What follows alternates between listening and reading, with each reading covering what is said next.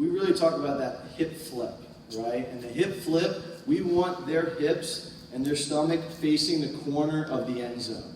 Too often you see guys who wrap around and allow guys the ability to inside roll. So our number one goal is when we get to GLE is not just to turn a guy, we want to be physical and drive him. And so instead of rolling your hips, our goal is that we're only sliding if we can't see your butt anymore. So as that defender is running up to GLE, flip his hips and drive him to the corner of the field so we win that matchup. The only time we'll slide is if his hips get overturned or rotate another 90, and then we can't see his butt anymore, which means that indicates for us we have to slide.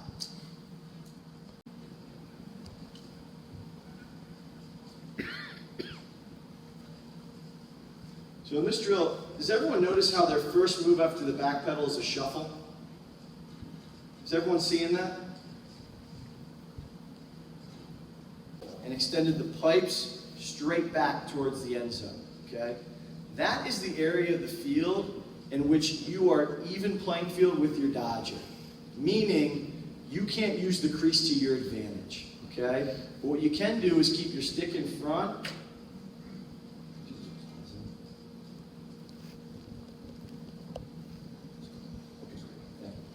So in terms of between those pipes, right, we're at a disadvantage on a change of direction.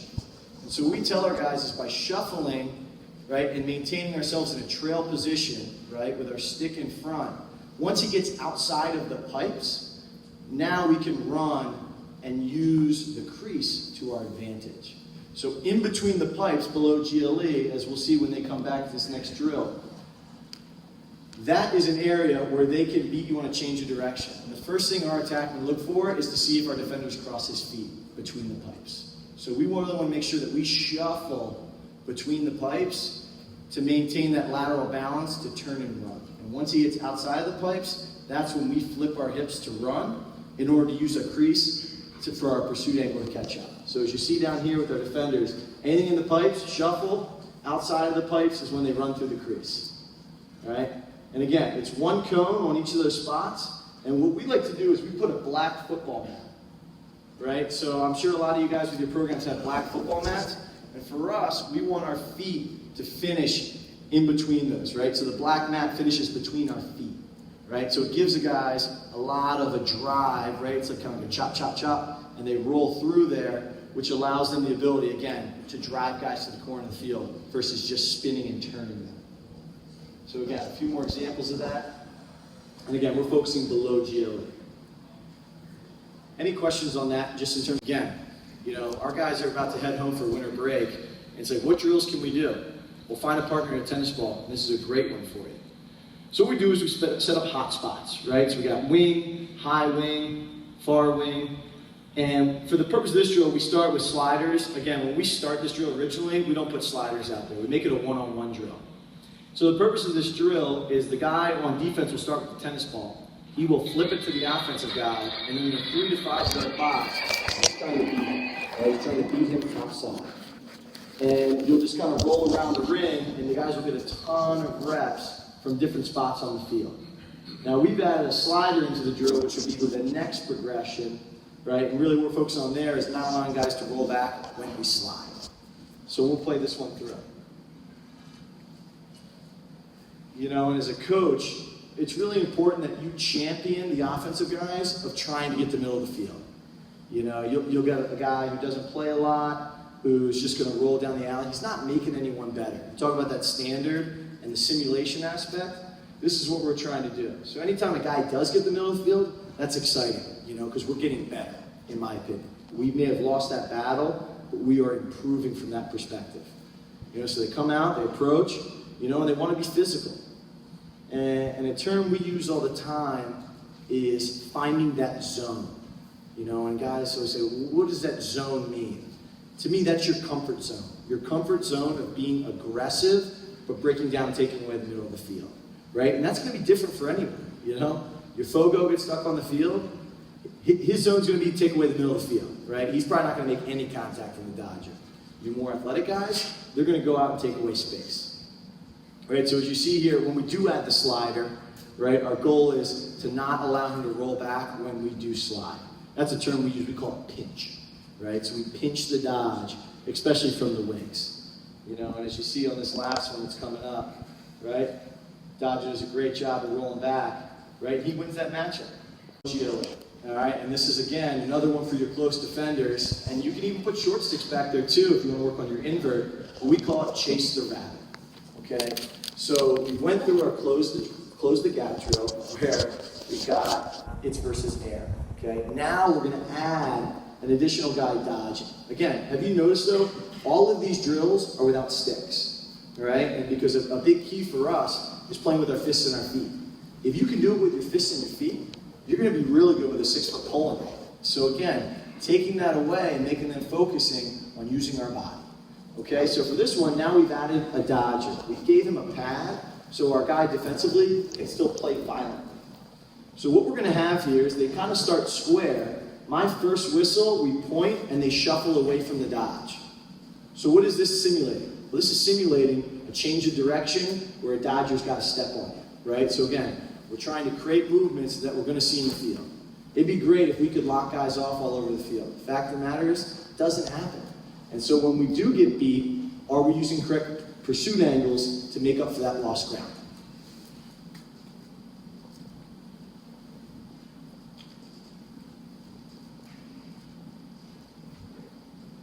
All right, we really like using that bag as a pad so guys can really be violent with their hands. Shuffle away, right, working over the goal, and then riding him out.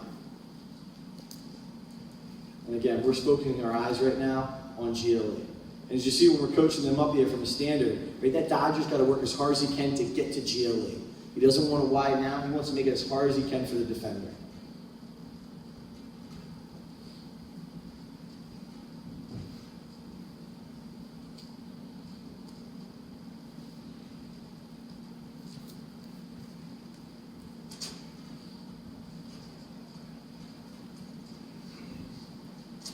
You know, from that perspective, you know, as we said along, like, these are drills they can do on their own, you know. And as we said at the beginning, right, 80% of your time should be spent on off-ball play. But we also have to have a little bit of pride to say, the better we are on the ball, the less we're going to have to slide, right? So they kind of work hand in hand from that perspective. The next phase we're going to talk about is this kind of 31 cone approach drill, right? So it's in number 3. We're going to focus our attention above GLE now. So this is a great drill we like to do, you know, with our rope unit, with our LSMs, with our short sticks. And what it's simulating is a quick dodge approach. So a dodge, we slide, it gets moved to the back side, and now we got to get out and play a guy. So again, for this drill, 4 cones. That's it. That's all you need. So we put a cone at 10 in the hash, right? So 10 yards above GLE on the hash. From that cone, we go out 6 yards, and then we create a triangle with those 3. So what are those 3 cones on the outside simulating, right? What's the why? Well, a guy on the backside is going to do one of 3 things. He's going to hold his spot, right, expecting to catch the ball, get a timing room shot. He's going to follow to the 400, or we call it to the top center, to catch the ball to improve his angle. Or he's going to drift. The drift term we use is drifting away from the play to try and make it harder for you to get out. So the guys start back to back, right? And then on the whistle, the defender comes around the cone, any of the 3 cones. Why is that? Because he's not always going to be in the same spot. So guys have to work on coming around that cone and then going to different angles while still maintaining an approach that takes away the middle of the field. So as you see, if you're looking above GLE, we're going to have both of them going at the same time.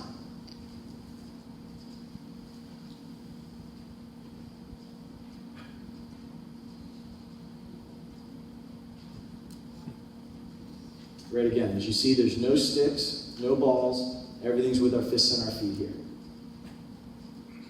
All right, and you talk about, you know, a time perspective drill. Guys can get 10 to 15 reps in 5 minutes in this drill. Right, that's 10 to 15 approaches, you know, that you go one-on-ones around the field, and they maybe get 3 or 4 in a 10-minute phase. Right, these guys are all getting 10 reps in each direction. And as it's showing you, right, we got a lot of work to do here. But that's the exciting part. You know, the exciting part is we're getting better by understanding some of our weaknesses. And real quick, for some of those guys who love the defensemen, we'll move on to the next. Decisions and arrivals, you know, and as I said, this is something I never spent time on until I got to college. But what I've realized is the value of the better we are in terms of our decision, and the better we are in terms of our arrival, the better we're going to be in terms of our off-ball recoveries. The more you get to a guy's hands when you slide, the more time you're going to have to recover, even if you do make mistakes. You know, and too often, I think at the youth level, and I was guilty of this as a coach, we just slide to slide. You know, there's a panic. There's not patience. What happens is you slide to guys who, A, don't deserve a slide, or B, you're sliding so far away from the cage that it makes your recovery that much longer, right? It just puts a lot of stress on your defense. So when we talk about it, once you expose your hips on a slide, there's no return. There's no return. Which I mean is that once you turn and run, you can never retract to that slide. So we tell our guys is your first 2 steps in terms of analyzing the slide are shuffling. So shuffle, shuffle, and then read. Which either means shuffle, shuffle, turn hips and run and slide, or shuffle, shuffle, and come back to your man.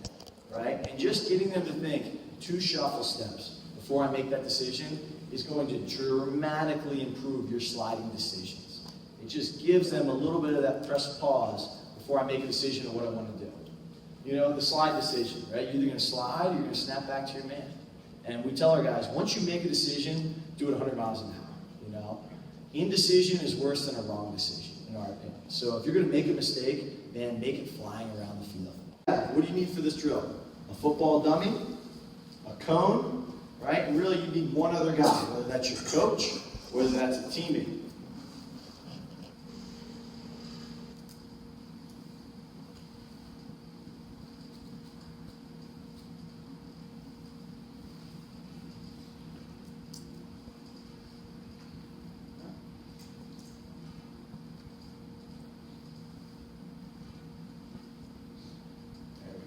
So as you see, he shuffles, and then based off my point is the direction of where he needs to go.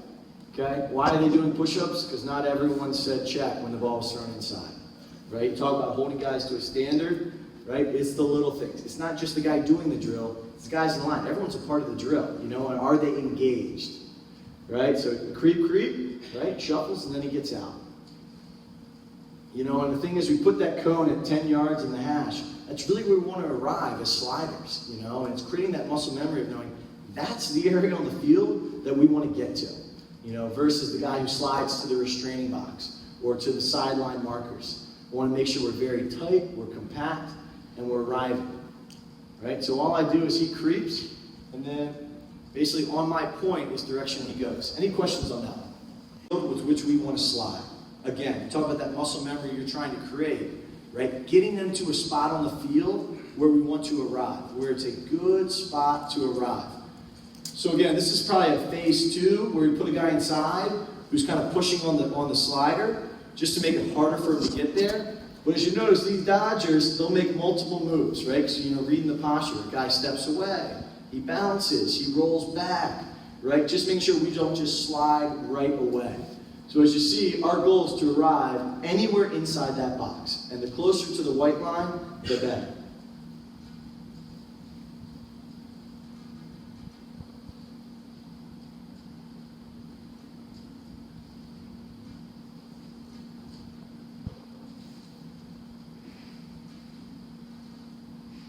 I want to pause it right here. This is a big point I want to make for everyone in the room. The farther a dodger is away from the goal, the closer we should be towards our man inside, okay? And so this is a real classic example. He's outside the box, we're really far off our man inside, and it really puts our slide guy in no man's land, right? He's not covering anyone, but he's also not sliding. So you want to make that shuffle, but as he steps away, we step towards our man back inside. As he comes back towards the cage, we step more away from the guy. So we work against each other, right? The closer he gets to us, the farther we get away from our man. The farther he is from us, the closer we get to our man. So as you notice, he's just kind of in that area. He's not really doing anything. He was cheating the drill then. He was cheating the drill. Exactly right. Yes. So is that the primary purpose of this drill? Is to show? That's just because they're using their strong hands, and we want to be comfortable and violent when they check. You know, and you think about chopping wood. If you had to do it with your weak hand, you probably wouldn't do nearly as well if you're in your strength. And so when we check, we want to be chopping wood in there. That's a great question. All right, so again, just a couple more examples. All right, so we make him go again, a little tighter, and now he arrives.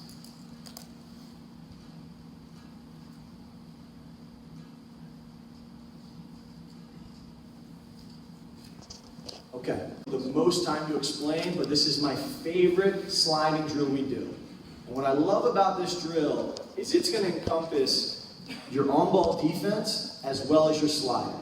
So we're doing this drill a little different, but to explain it to you from this perspective would be very easy. You pick spots on the field you want to dodge, okay? Say you pick 4 spots. You know, you pick high wings and the corners, okay? There's a guy on the crease who's your slider, and there's a guy on the crease who can only stay within a box that you create. The dodger can dodge to shoot or dodge to feed if he gets slid to. Now, the only kicker is he can't feed the ball inside, right? And so for a common thing you see with youth players from an offensive perspective is they love to jam the ball inside. So the purpose of this drill is you dodge to score. If you get slid to, the ball has to move adjacent either way. On that adjacent pass, it then immediately is forced inside. What we're trying to do is simulate when we get slid to, we recover to the crease as fast as we can and are ready to check down versus anything thrown inside. So why is this important to where you slide to? The farther you slide away from the crease, the longer the recovery is. So you're going to see more goals given up that way. The more patience you have, the later you go. Right now you can be able to get inside really quickly.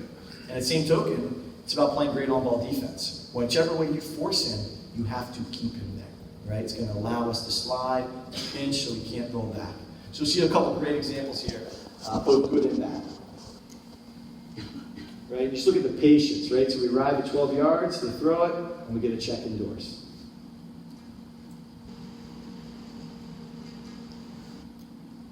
Right? So what I love about that example is, right, that's a right-handed dodger, okay? And so, you know, I know him a little more better than the other guys. But it's a weekend dodge, and we felt like, you know what, that's not something we want to slide to, right? We're going to take our chances that he's not going to make that shot, right? So instead of sliding and creating offense, allowing him to move the ball, you know, we hold and we give up that shot.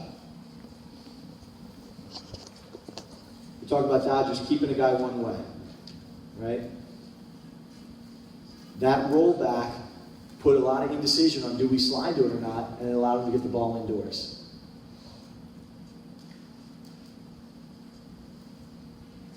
And this is probably my favorite one right here, right? Just the physicality we talk about, right? You want to be a violent, physical group. That's what we're looking for, right? Again, just the patience of when we slide, right? And it allows you to see how much quicker we recover from that perspective.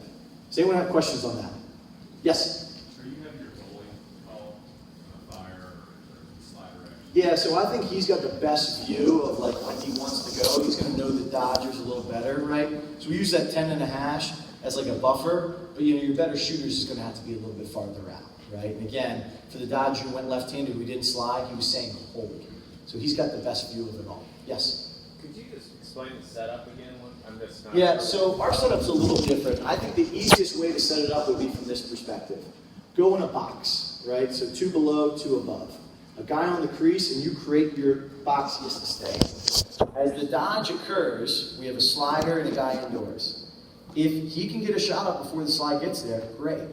If the slide comes, he has to move the ball adjacent and then automatically inside. Okay, so the ball moves adjacent, and then we're trying to get inside as quickly as we can and check down. Yes? I think the person up front may have asked this, but can you tell us what is the talk in this drill? Like, what are the players on the field saying so that they know, well, who's hot, who's the second slide? Can you walk us through this? So for the purpose of this drill, there is no second slide.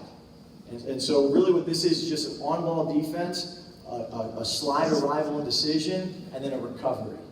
And so we're recovering everything to the crease, and so really the focus here is just making sure we time our slide, we play great on-ball defense, and we recover indoors. So really the only communication is I'm hot, hold, or fire. Any other questions? Great, we'll keep rolling. Pass away, it's seeing both, right? It's seeing the man with the ball, seeing the guy regarding. If you're 2 passes away, we call it C3, and that's your posture perspective. What does C3 mean? Right? It means I see the man with the ball, I see the man on the crease, and I see the man that I'm guarding. Right? And that's going to change your posture to make sure you do that. So we'll spin the ball around the perimeter, just focusing on posture to make sure guys see 3. All right? I think that's the biggest one I'd love for you guys to take away from this. Right? The next one is just our voice. And the biggest thing is conversations. I think this is an area that we all struggle with, you know? And so when I say communicate, what's that mean? It means state your role. All right? And it starts with stating your role. And your role changes every time the ball moves, especially if you're on the perimeter. You'll be on ball, you'll be one pass away, you'll be two passes away. So making sure you do that. The conversation, right, we call it stating a role and asking a question. You know, and a guy in the office last week asked, well, Coach, what do you mean by asking a question? Here's my common example. I'm hot, who's my two? Right? Just that simple question right there has to get answered. And if it doesn't get answered, your conversation is stating the role of your teammate. I'm hot, you're my two. Right? And you're just creating that communication that solely gets lost. And with communication, having conversations, right? What's your girlfriend always say? Your wife, right? You don't listen, okay? So we tell our guys all the time, you have to listen when you're on the field.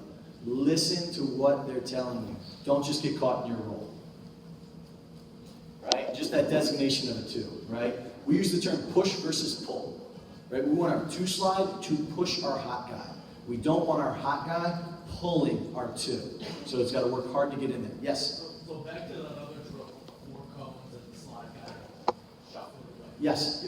He would literally be shuffling away as the two is saying he's in. Yes. So we use the term, right? So, and you'll see it in this next drill we're going to have for you. Right? He'll start, I'm hot, who's my two? Before he can move, the two has to be in, say, I'm your two, you're good to go. And that's that communication before we slide. Right? And then just recoveries, you know, and the way I'm going to explain it is for the purpose of this next phase of drills, every recovery is going to start from a crease slide and then we'll recover to the crease. So we'll recover to the crease and bump. And so the way we say is you can't leave the crease until you hear the bump as the two. Okay, you have to lock that. So what's that mean for our guys in the perimeter? We rotate towards ball movement. And then our recovery off the crease bumps away from the flow of the perimeter rotations. All right, so we got 3 drills. I know I'm cutting on time, but you know what? We're going to take our time to make sure everyone gets what they need. So here are the 3 drills we're going to focus on. 1, 2, recover bump, DBRs, and 34 perimeter. All right, let's get these going. Again, we got keys up. Okay, and this is that drill we were just talking about, what your question was about, right? So I'm putting a cone out there to where our dodger has to take our guy to, it's where our slider has to get to, and our 2 is inside on the crease. Okay, it's having that communication from the crease. I'm hot, who's my 2? The 2's got to be in. I'm your 2, you're good to go. Right, so having that conversation we talked about, and then we've got to recover in on the fire call, and when we recover in on the fire call, we yell bump. Boom. Right, bumps, and we work our way out to the backside. Right, and so again, whether I point towards X or I point towards top center, the recovery for us is going to stay the same. Recover in and bump out. Right, so the next one we're going to show is again the next phase for us where we go from a crease slide to an adjacent rotation. But for the purpose of it, just watch the initial bump and recovery. Okay, and it's the exact same point we're trying to make of just have a 2, the 2 can't leave till we recover inside and bump him out.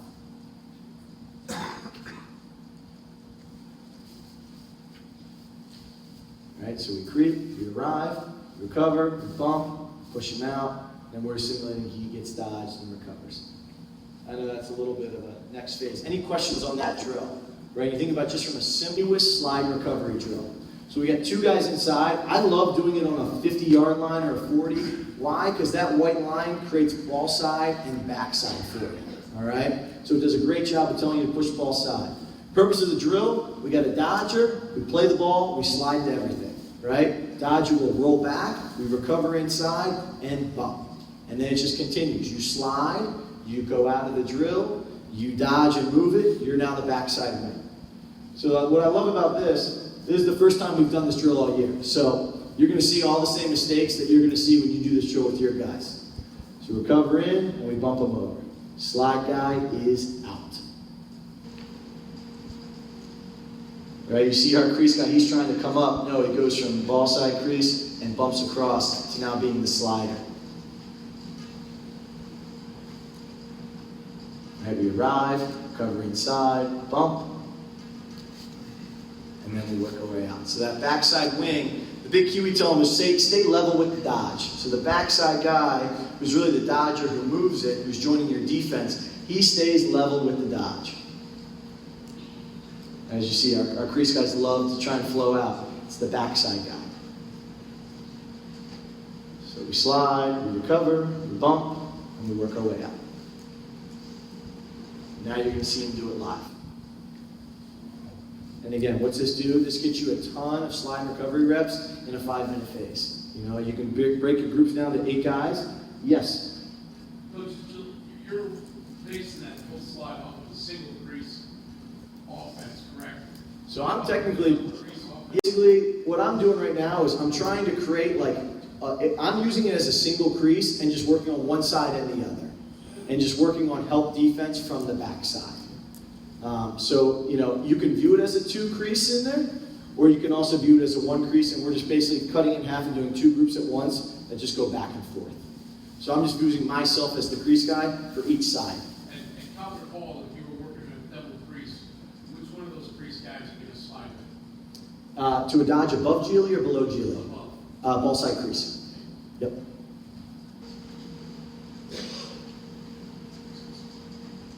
All right, so here's our group doing it live. Right, and again, we talk about just the standard. It's making sure those guys start first and foremost. Are you in your stance? Are you staying low? Right, recover in, bump out. Slide, cover in, bump out.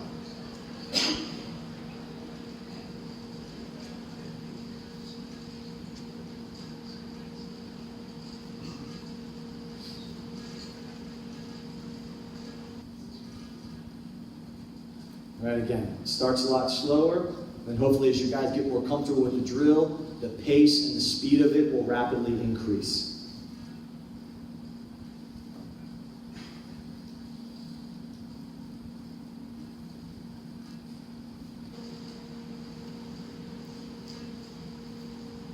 So your teaching points, Yes? dudes have to be bumped. Dudes have to be bumped, yes. Yep.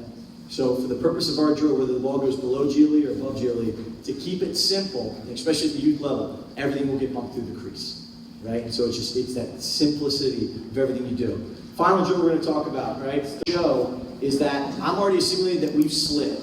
So we've slid, we have 2 on the ball, which 2 guys have slid to me at a point on the field. If our 2 gets in and locks the crease, that's another guy. So what's that give you? It gives you 4 guys on the perimeter and 3 guys playing defense. So you're going to work on your rotations and your pump when I move the ball.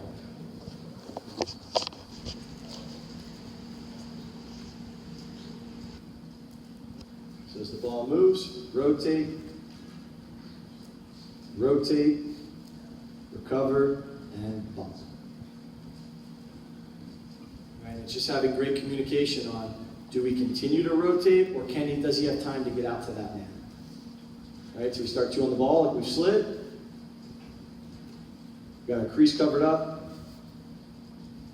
Right, you see how they're communicating like you felt like he could have gotten there. Right, that's just the communication with them. The term we use is rotate. So if you hear a guy use rotate, he's filling that empty void, and you've got to continue to work away from the ball.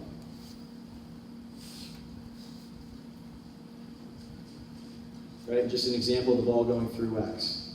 So rotate, rotate, rotate, and recover away from the ball. Anyone have any questions on that? Right, again, a very simple drill.